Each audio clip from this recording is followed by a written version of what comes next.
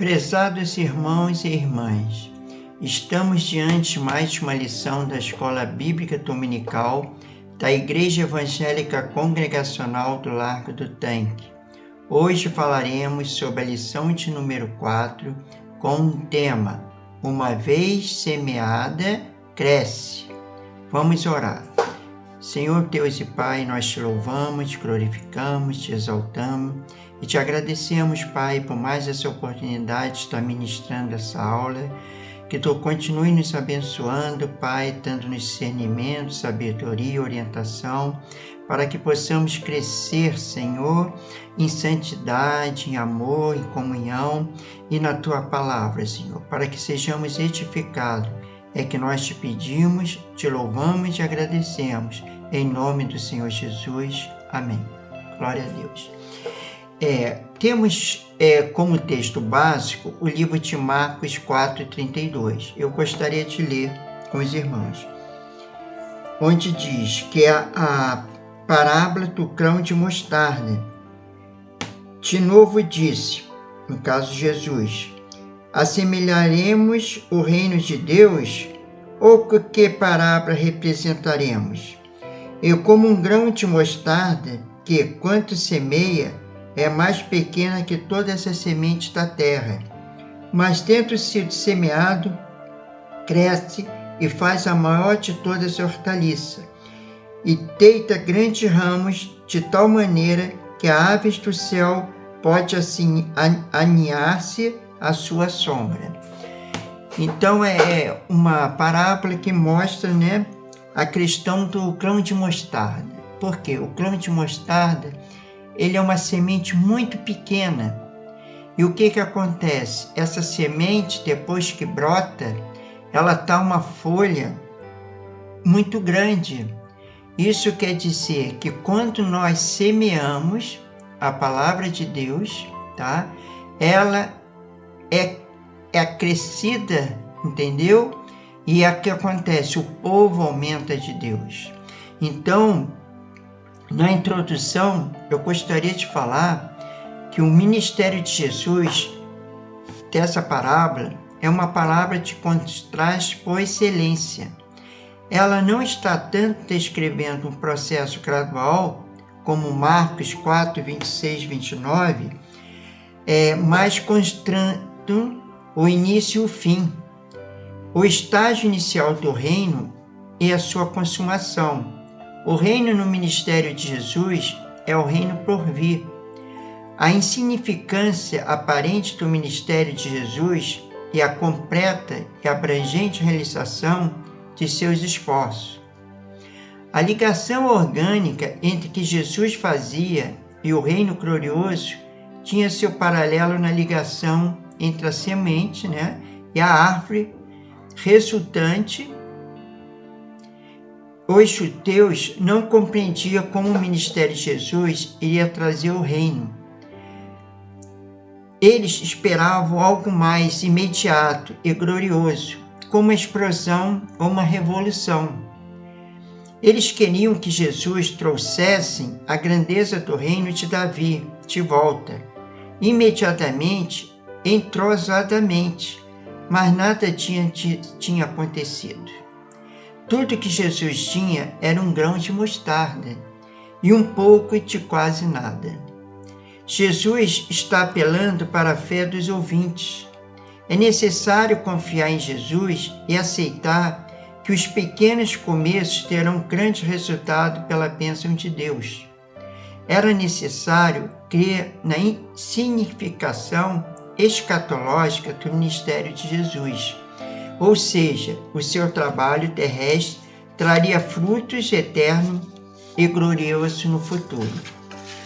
A igreja de Mateus aprendeu a confiar em Deus e vê que a grandeza do reino está na sua fraqueza. Em certo sentido, aquela igreja podia ver como o grão de mostarda que Jesus plantou já parecia como uma árvore. Por outro lado, a igreja manteana ainda era como um grão de mostarda, aquilo que Deus vai fazer e muito em relação ao presente. E como a parábola de Marcos 4, 20 e 29, o acréscimo do reino é gradativo. O reino começa pequeno, mas ao fim, todos os povos poderão encontrar abrigo nele. Não devemos desprezar os pequenos começos, quando se referem à obra de Deus. Isso está lá em Zacarias 4:10. A mostarda, provavelmente, a planta Sinapis nigra, cuja semente se encaixa com a descrição, é uma usada para fim alimentício. Chega a ter 2 metros em média, e os pássaros, como pichachorros e tentilhões, gostam de aninhar-se nela para comer suas sementes. O grão de mostarda, embora não seja tecnicamente a menor semente do mundo, é para o mundo da Palestina a menor semente cultivada. Também no ambiente judaico, o grão de mostarda era tido como proverbialmente pequeno, assim como nós temos as expressões pequenos como uma pulga, ou pequeno como a cabeça de um alfinete. Fez esse uso em Mateus 17:20 e Lucas 17:6. Hortaliças e legumes, a mostarda, conforme em Romanos 14:12, né? A mostarda na Palestina era classificada entre as plantas da horta, não obstante chegar a ter o tamanho de um arbusto, quer dizer, uma árvore. O seu tamanho seria um monstro da horta. As aves do céu aninhavam por seus ramos simples frases para descrever o tamanho desta planta. Também pode ser uma alusão à linguagem do Velho Testamento para reinos. Em Ezequiel 17:23, no 31, versículo 6, e como Daniel 4:20 e 22. Isso é sugestivo, já que Jesus falava do seu reino. É o campo terreno cultivado. Em Mateus 13, 24, 30, o reino do céu é semelhante ao homem, que semeia boa semente, e seu campo, mas, dormindo o homem, veio seu inimigo e semeou o joio no meio do trigo, e retirou-se. E quando a erva cresceu e frutificou, apareceu também o joio. E os servos do pai de família, indo ter com ele, disseram-lhe: Senhor, não semeaste tu no teu campo boa semente? Por que tem razão? Joio? E ele lhe disse: um inimigo que fez isso. E os servos lhe disseram: Queres, pois, que vamos arrancá-lo? Ele, porém, lhe disse: Não, para que colher o joio, não arranque também o trigo com ele. Deixai crescer ambos junto até a seiva, e por ocasião da seiva tirei os ceifeiros. Colhei primeiro o joio e atai os molhos para queimar, mas o trigo ajuntai no meu celeiro. A explicação: o Messias já veio. Então por que o reino ainda não se instalou definitivamente? Uma pergunta, né? Mas respondeu Jesus: Isto não deve à imperfeição natural dos homens, mas uma sabotagem premeditada, feita por aquele que é usurpar a autoridade de Deus no mundo. Não cabe aos homens fazer a separação entre o bem e o mal, pois só Deus pode fazer o julgamento. O que acontece no mundo? Nós temos o trigo, que são aqueles que adoram a Deus, aqueles que são justos, porque ele é justificado pelo sangue de Jesus, né, que morreu na cruz. Então, o que acontece? E tem o ímpio, que é o joio. Então, o trigo, ele vive junto com o joio, assim como nós vivemos com aqueles que estão no mundo. Mas vai chegar um tempo que os ceifeiros, eles vão retirar, entendeu? O joio e serão queimados. Enquanto isso, o trigo será colhido. Porque isso aí é a palavra de Deus que está falando, né? E nós cremos nessa palavra. Agora, por que cresceu a igreja primitiva, né? Por que a lição fala na questão a questão da igreja primitiva, que ela cresceu. A gente viu lá na lição anterior que fala, né, que na questão dos Pentecoste, onde a pregação de Pedro, 5.000 homens se converteram, né, e aquelas pessoas ali foram evangelizando e cada dia aumentava mais o número de cristãos. E o que acontece nesse crescimento da igreja? Qual é a questão? Qual é a decorrência desse crescimento? Aí a gente pode ver que há seguintes eventos. Porque naquela época não tinha assim praticamente uma igreja, que eu quero dizer, um templo, né? Entre aspas, um templo. Porque eles faziam o seguinte, eles iam em casa, né? Que a gente vai ver isso daqui a pouco, que eu vou ilustrar para vocês, que eles faziam a reunião, tá? E davam os seus testemunhos, e com isso pregava a palavra, e muitos iam sendo salvos. Lá em Atos 2:2, o Espírito Santo foi dado durante uma reunião de oração no cenáculo. Quer dizer, a importância da questão da oração e a questão também da promessa que Jesus já tinha falado, que ele ia para o Pai, mas que mandaria o Espírito Santo. E em Atos 5:42, os crentes adoravam no templo e nas casas, e foram de casa em casa, visitando, tendo comunhão e adorando. Quando Saulo tentou derrotar a igreja, eles não concentrou os esforços somente nos templos. Aliás, já haviam alguns templos, mas é que o povo, eles preferiam na época, entendeu? Em casa, porque talvez seria muito mais fácil, assim, a reunião, a questão porque a gente vê que muitas aldeias tinham pessoas de outras cidades, e o que acontece para ouvir os apóstolos? Então, eles normalmente iam em casa e faziam aquelas reuniões, como a gente já viu lá em Atos, né? Que em casa, com aquela singeleza no coração, e eles comiam uns com os outros, né? Entendeu? E na decorrência de cada um que necessitasse de alguma coisa, eles ali supriam as necessidades dos irmãos. E no caso de Atos 5:42, os crentes adoravam no templo e nas casas, como eu falei, e foram casa em casa visitando, tendo comunhão e adorando. Quando Saulo tentou derrotar a igreja, né, ele não concentrou esforço somente nos templos, ele entrou em cada casa, para tentar aportar o avanço do evangelho. Cada casa era um centro de evangelização. A importância, né, dessa evangelização nas casas. Sendo que, nessa época, quem fazia isso era Saulo, não era Paulo. Ele não estava convertido ainda. Em Atos 9:11, Paulo foi discipulado por Ananias numa casa, tá? E em Atos 10, a primeira visão de expansão transcultural do Evangelho se deu numa casa enquanto Pedro orava. E a primeira mensagem aos gentios foi pregada numa casa. A gente vê em Atos 12 também que uma reunião de oração numa casa resultou na libertação de Pedro da prisão. Em Atos 20 e 28, 31, Paulo pregou publicamente de casa em casa durante seu ministério. Em Atos 27:12, Paulo estava falando numa casa quando Eutico caiu da janela. Isso foi naquela pregação de Paulo, ele adormeceu e acabou caindo da janela.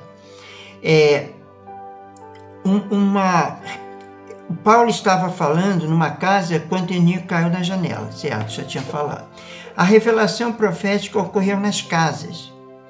Em 1 Coríntios 16:19, Romanos 16:3-35 e Colossenses 4:15 e Filemão 1:2 registram igreja nas casas. Os métodos devem ser baseados em princípios derivados da Bíblia e devem ter êxito, Por isso poderíamos pensar nas células, nas casas, como foi o método usado na igreja primitiva. Por que eu quis abordar essa questão das casas? Por que eu citei tantos capítulos e versículos bíblicos? Porque o seguinte, a gente tem que entender o seguinte, que muitas vezes a gente pensa assim, vamos nos reunir para adorar a Deus, para fazer estudo, para evangelizar na igreja, no templo. Mas o que acontece? A importância também de nós evangelizarmos, fazermos culto em casa, que são chamadas células. Nós temos até uma irmã na igreja que ela já abriu as portas para esse movimento na casa dela, todas as terças-feiras. E a gente quer que outros membros da igreja, outras pessoas, inclusive você que é ouvinte, que às vezes não é nem membro da igreja, importante você abrir a sua casa para evangelização, para uma casa de oração, uma casa de louvor e adoração a Deus. Porque o que vai acontecer? Muitas vezes você convida seu vizinho e ele não vai para a igreja. Até porque, às vezes, ele mora distante da igreja. Então, ele encontra muita barreira e dificuldade. Então, o que acontece? Quando se evangeliza na casa, ele tem a oportunidade de ouvir a palavra de Deus e aí se arrepender e se converter a Cristo Jesus. E depois, até convertido, ele acaba sendo membro da igreja. Então ele passa a frequentar a igreja no templo e ele aproveita essa oportunidade de estar na casa, que normalmente é perto da casa dele, né? Que quando você faz no lar, normalmente você convida pessoas próximas. Já que quando você convida para a igreja, muitas vezes a pessoa mora longe da igreja. É bem verdade que muitas vezes se evangeliza os vizinhos, mas normalmente, às vezes, o vizinho fica meio receoso quando fala em questão de igreja. Quando fala em questão de casa, de uma célula na casa, ele fica mais à vontade. Então, isso é muito importante e a gente via que, de fato, o que acontecia? As pessoas, elas, na época, a igreja crescia muito com isso. E depois, sim, muitas vezes reunia no templo. Mas é muito importante essa questão de nós semearmos a palavra de Deus nas casas, entendeu? E porque isso aí é como tem o título da lição. Uma vez semeada a palavra, a igreja cresce. Porque nós somos a igreja, na verdade. Então, vai aumentando o reino dos céus. Então, o que acontece? Nós, cada dia que nós pudermos abrir as portas dos nossos lares, isso é muito importante para podermos semear a palavra de Deus em nossos lares. E a gente vê que a questão é que há uma coisa muito importante na questão dessa semeadura, essa questão da semente. Eu até aproveito a conclusão do autor da revista, que ele, conforme o autor da lição, percebemos que a igreja, como célula no reino, ela tem capacidade de crescer quando faz discípulos, daqueles que iam sendo salvos. Quer dizer, o importante não é só abrir as portas da nossa residência, abrir a porta do templo e pregar a palavra, mas que esse que foi salvo, esse que foi liberto, esse que se converteu, ele torne-se um discípulo e ele venha abrir as suas portas da sua casa para que possa pregar a palavra de Deus e, através também do testemunho dele, essa casa venha a ser uma casa de bênção, de oração, para que outras vidas sejam salvas e venha abrir novas portas de evangelização e, com isso, está aumentando o reino dos céus. Mas para nós atingirmos esse objetivo, precisamos ter 5 propósitos. Eu queria falar sobre esses propósitos universais de Deus para qualquer igreja que são. Primeiro, propósito, amar a Deus com todo o coração. E o segundo, amar o seu próximo como a ti mesmo. E o terceiro, ir e fazer discípulos, que é o que eu acabei de falar. Não é apenas pregar a palavra, não é apenas esperar a conversão, mas que esse se torne discípulo de Jesus, que ele venha ter o conhecimento da palavra. Até porque a escola dominical ela é muito importante. E normalmente quando se vai pregar também nos lares, é a palavra de Deus que é pregada. E ali incentivar esses novos convertidos a ser discípulos, a ler a palavra, a orar e adorar o Senhor. E outra coisa é batizar também, que leve esses novos convertidos ao batismo, que eles entendam que eles precisam se batizar, tá? E outra, quinta, né, o propósito seria ensinar a obediência, ensinar a palavra de Deus, ensinar a obedecer a palavra, porque se o novo convertido ele passa a ensinar, a aprender, melhor dizendo, e obedecer, ele vai a ensinar a outros também no sentido de obedecer a palavra. Então, é muito importante esse trabalho de evangelização. É um trabalho que nós vamos semear a palavra e ela vai cair em boa terra, se Deus quiser. Mas para isso precisamos sempre ter esses 5 objetivos, né? Esses 5 propósitos, e também estar sempre em oração para aqueles que estão perdidos e que possa o Espírito Santo, que ele que convence da justiça, do juízo, do pecado, que leve essas pessoas ao conhecimento e à salvação. Então nós vamos orar e depois nós vamos encerrar.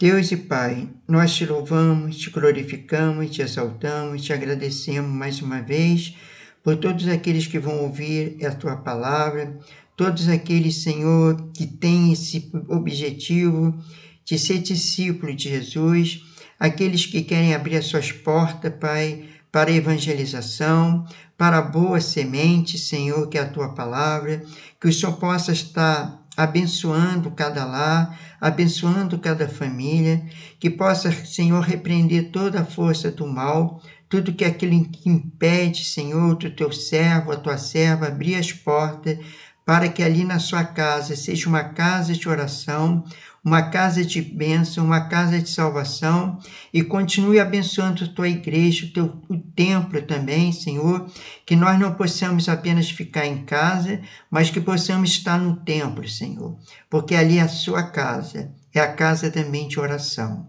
mas que nós fazemos também as nossas residências, as nossas casas de oração. Ó Deus, venha abençoar, livra-nos de todo o mal e abençoe, Pai. É que nós te pedimos e te louvamos e agradecemos. Em nome do Senhor Jesus. Amém. E graças a Deus. E a paz do Senhor Jesus e até a próxima lição. Amém. Amém.